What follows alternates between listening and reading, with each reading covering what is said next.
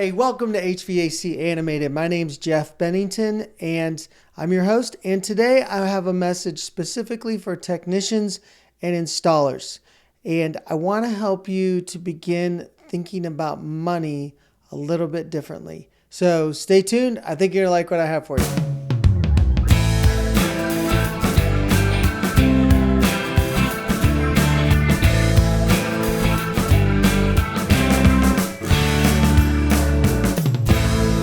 Welcome back to HVAC Animated. So today's message is specifically for technicians and service techs, and I guess even for installers. I want to help you think about money differently. I've mentioned this before, that frequently when your boss puts forth a plan or gives you guys a system to sell, gives you spiffs, gives you incentives with, a bonus, whatever, if you sell additional products or services. Could be a filter upgrade, could be in any other indoor air quality product. It could be taking a simple tune-up and turning it into a $300 or $400 service ticket. And a lot of times that can be daunting. A lot of times you want to go to your old habits. A lot of times you feel like it's just too much. And I want to help you with that, because as a territory manager, I have seen a pattern that repeats over and over, and it looks like this. Here's what it looks like.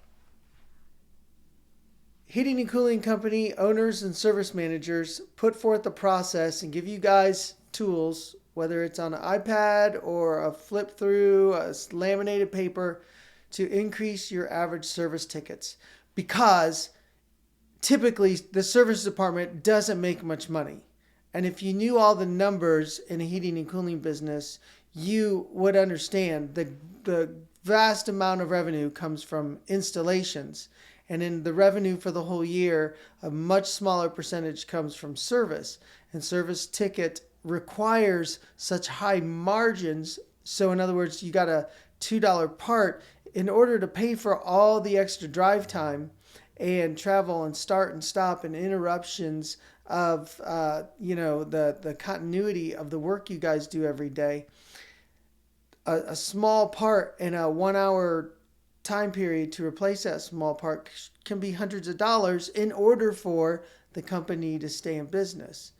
So they create a process for you to increase your average sales ticket with profitable products and services. And I know it's difficult, because here's the pattern. The pattern is the process gets put in place, sales increases, and for a short period of time, and then it decreases. Your wages go up because you're selling more and you're getting spiffs and commissions, and customers are buying more. Your average ticket goes up. Everyone's happy for a short period of time. Here's what we know. The problem with it declining is not that the customers wouldn't buy, because when you followed the process and you just offered those extra products, the customer purchased the products. And we know the problem is not the process, because the trainer or the sales rep or your boss or your service manager said, here's the process. We want you to follow this process every time. And when you did it, people purchased miraculously. Even if you told yourself, yeah, that's just too much. I'm already going to a job. I've got a $300 service call, and you expect me to offer all these extra things? Yes, we expect you to offer them. And what happens, happens. If the customer wants it, if they bite, if it's products and services that they want, then great. Ultimately, all you're doing is you're helping the customer have their system fixed with whatever the problem was, and that it's actually better than when you came here. I'm not talking about the part is actually fixed. Of course, that was a problem. The problem broke, the capacitor, the whatever it is, breaks, you fix it, and it's running again. But what about all the other things like the coil cleanings? What about the pan treatments? What about putting on extra, you name the part? What about upgrading their IAQ? Things that would actually make the system better than before the part broke. Well, I've looked at that, and I know the problem is the technician. So if you're an installer, service tech, you do tune-ups and maintenance, we know the problem is the mindset of the service tech. And that's why I'm making this video especially for you. Because think about this. There's things that are either keeping you from feeling comfortable offering those products. There is a mindset blocking you.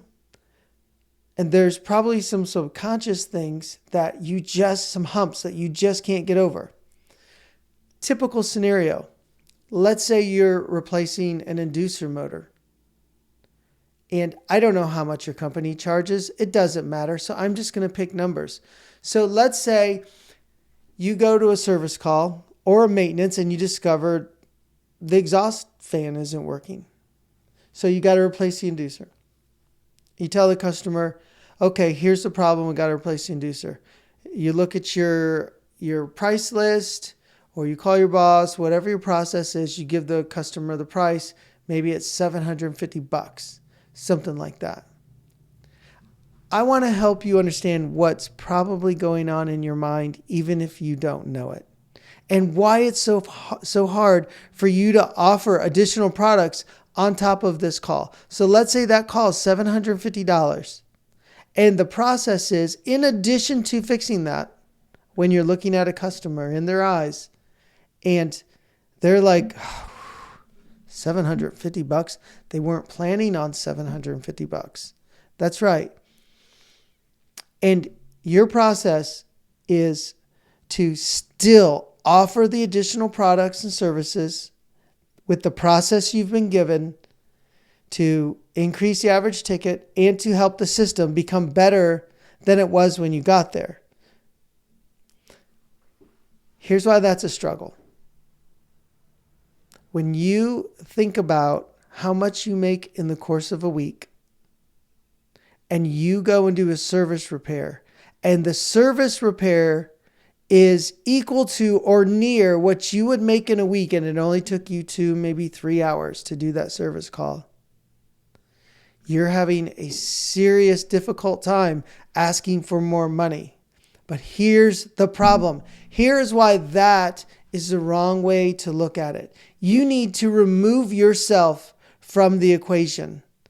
When you as a technician remove yourself from the equation and you follow the process, and your average ticket goes up, customers buy, the process works. And it's you who drop off because it's difficult, old habits, you just, whatever, for whatever reason, you fight the process. You're the problem. You need to remove yourself from the equation. Just follow the process. Stop thinking about how much it costs, because frequently technicians, maintenance techs, service guys, installers, you generally don't know how much it costs to run that business. So in a typical heating and cooling company, on a $750 repair, typical, you're lucky, the company is lucky to have $37 in profits. There's your labor, there's your time, and there's all the overhead, and there's the part for a typical heating and cooling company, leaving them with just 5% net profit. What's 5%? On every service call, on any job you do, if it's an install, what's 5%? That's net profit. Most companies that sell $1 million in revenue, total sales in service and install, are lucky to walk away with $50,000 at the end of the year. And that doesn't go very far. If you got to buy a new vehicle, something else goes wrong in the business, that money goes quick. So here's the trick. Remove yourself from the equation. Stop thinking about what you would pay or wouldn't pay.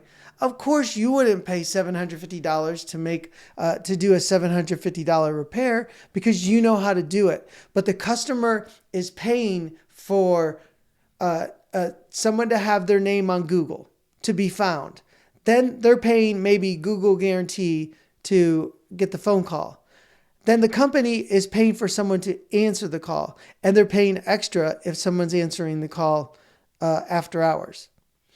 And the company has to pay for that dispatcher or whoever to work on a system, maybe Service Titan or Service Fusion or Field Edge or one of those other programs that cost a lot of money, usually a couple hundred to thousands a month to get those programs so that they can manage all their people efficiently and get you where you need to be efficiently and have you run calls throughout the day where you're not going back and forth.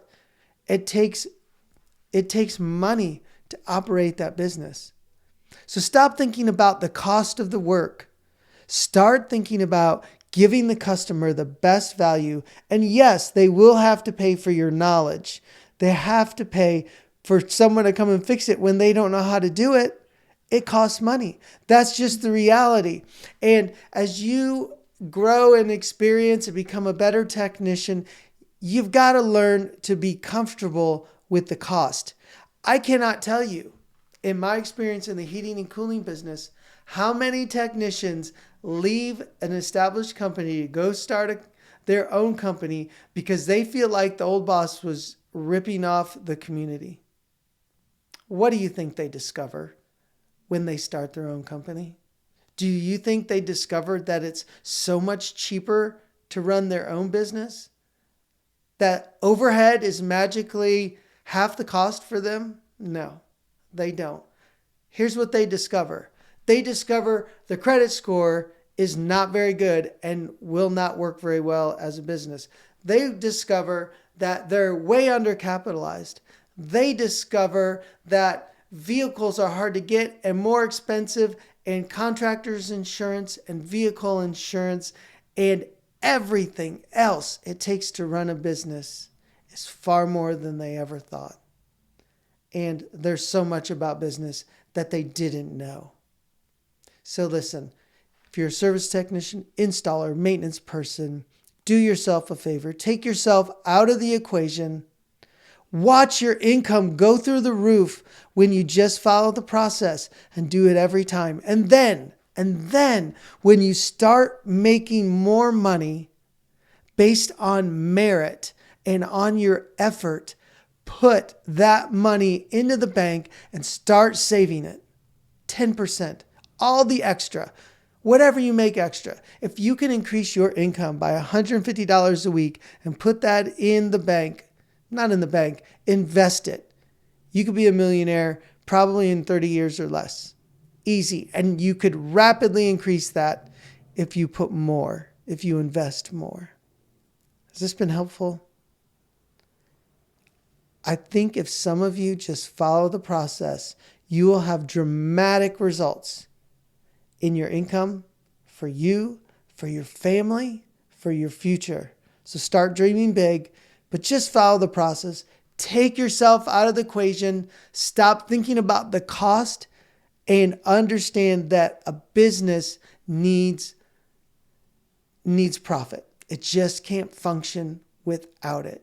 So remove yourself from the equation and good luck. I know you can do it, and I'd love to hear your stories after you have tried what I'm suggesting to you. And write down the comments if you ever feel like it. If you're new to the channel, subscribe. Usually post about once a week, and give the thumbs up, and also subscribe and hit the little bell if you want to get notifications.